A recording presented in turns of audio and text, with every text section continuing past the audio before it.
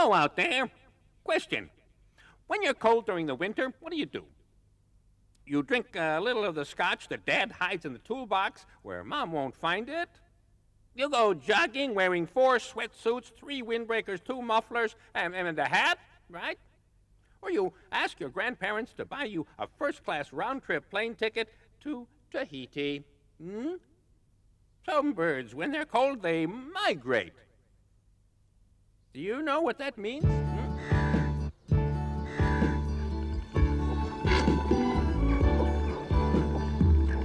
Toward the month of April, the great white stork flies back to Europe. It may have spent the winter in Africa, but it returns to the northern hemisphere because that's where the white stork reproduces. It's the symbol of migration, and therefore the return of warm weather. But above all, migration is a question of survival. Whether it's a stork, a pink flamingo, or another migratory bird, what makes them leave is the seasonal lack of food due to climate. When it turns cold, vegetation becomes scarce, and most of the insects and small vertebrae disappear. Often insects die after hiding their eggs, and others hibernate. So birds have to look elsewhere for food.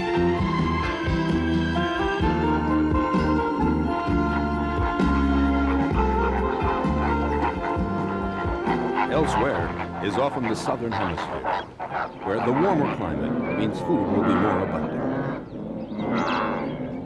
Birds aren't the only animals to migrate. Certain mammals also travel long distances.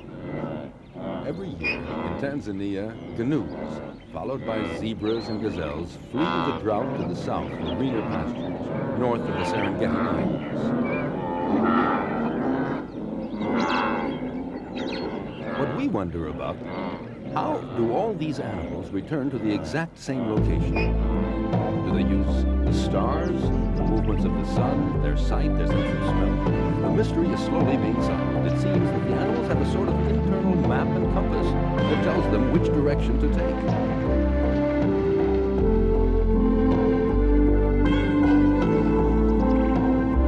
And that's how caribou in the far north can cover thousands of kilometers of tundra in the snow without ever getting lost.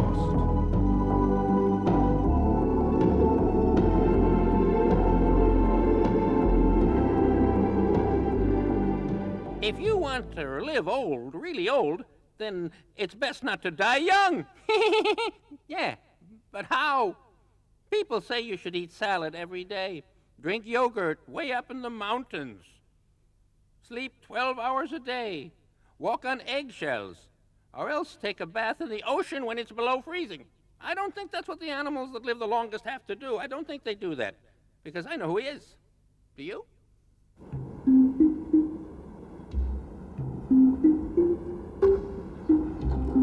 Reptiles are the animals that live the longest. The turtle's long life is legendary, but no one has ever been able to calculate the exact age of the turtle. And for good reason. Tortoises live a lot longer than humans do. According to certain ancient documents, and by cross-checking, it would seem that the oldest turtles found have been over 1.5 centuries old. But it's quite possible they can live even longer than that. Crocodiles also have long lives, but their exact age is hard to calculate too. Scientists make estimations based on the animal's size, because reptiles grow all their life. In other words, the bigger it is, the older it is. So certain reptiles are probably 1 century old, but the average lifespan is between 60 and 70 years. The same is true for mammals. The biggest are the ones that can hope to live the longest. The elephant lives to be more than 60 years old, but it doesn't really die of old age. In fact, this mammoth has only 4 teeth plus 2 tusks, and they wear out over the years. When the animal becomes old, it's incapable of grinding up the vegetation it needs to eat, and it starves to death.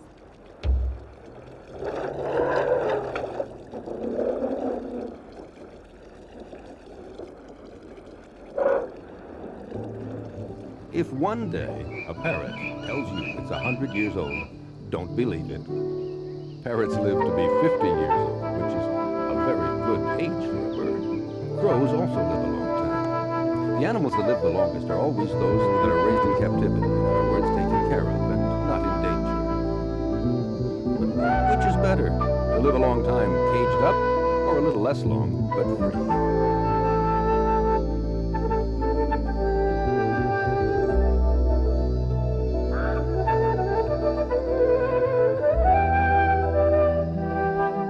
The advantage of being a robot is that you don't need much. A few integrated circuits, some memory chips, a good program, a little electricity, a bit of sunshine, a few drops of oil. That's not really necessary, but above all, no water. Like a camel or a dromedary. By the way, do you know why they can go so long without eating or drinking? Huh?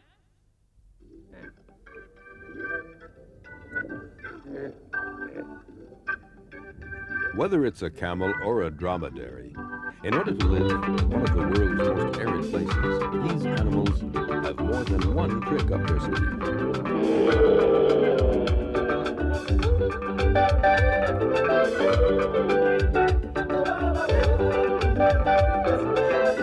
First of all, their humps, which are reserves of fat. The camels always have them.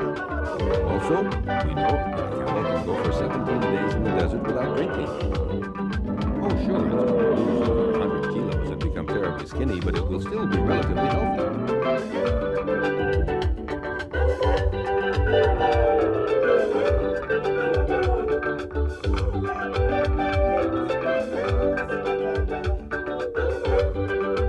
In fact, the camel's secret is not just that it has a hump.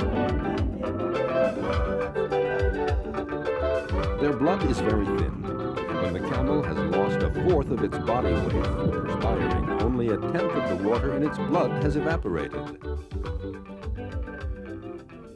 In the same conditions, a human being's blood becomes so thick that it flows extremely slowly, so slowly that it can't draw our internal body heat outside. In other words, to the skin's pores.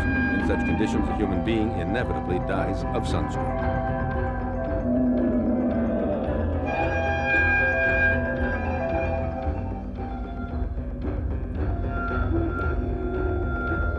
Finally, another little detail.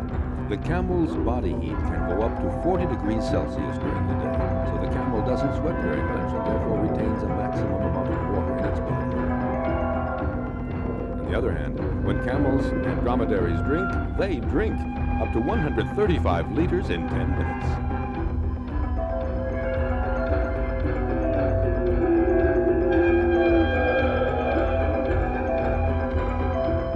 You know what a shaved rat looks like, huh? It's like a naked rat with hair, but which has been shaved off. You still don't see. You see these little tiny dogs without hair that are always shivering, even when it's not windy? No? Yes, you do. Just add a yellow beak, and they'll look like a plucked chicken. Yes, a chicken. You still don't see. No? You see a bear? Yes. It's about time. Tell me how they can live at the North Pole if you're so smart.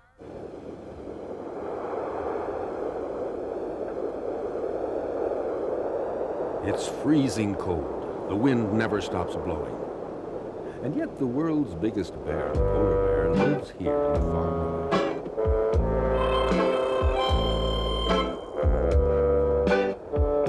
It can attain a height of 2.5 meters and weigh almost 500 kilos. But it allows it to survive in such extreme conditions. Its fur, of course, thick and long. It's the warmest coat you could ever wear. And on top of that, the bear can even go swimming, as its long fur is waterproof. The polar bear also has a thick layer of fat, the perfect lining for its fur. Cold, the bear? Never. It loves to roll around in the snow, a real pleasure, a moment of relaxation. It almost makes you want to try it yourself.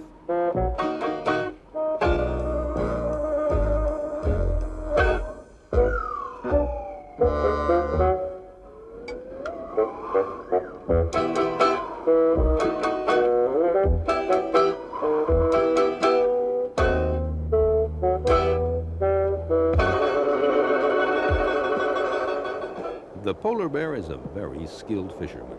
He can snatch even the most slippery fish with his paws.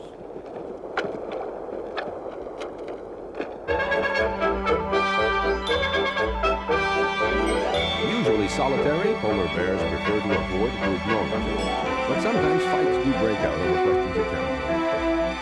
The fights are violent.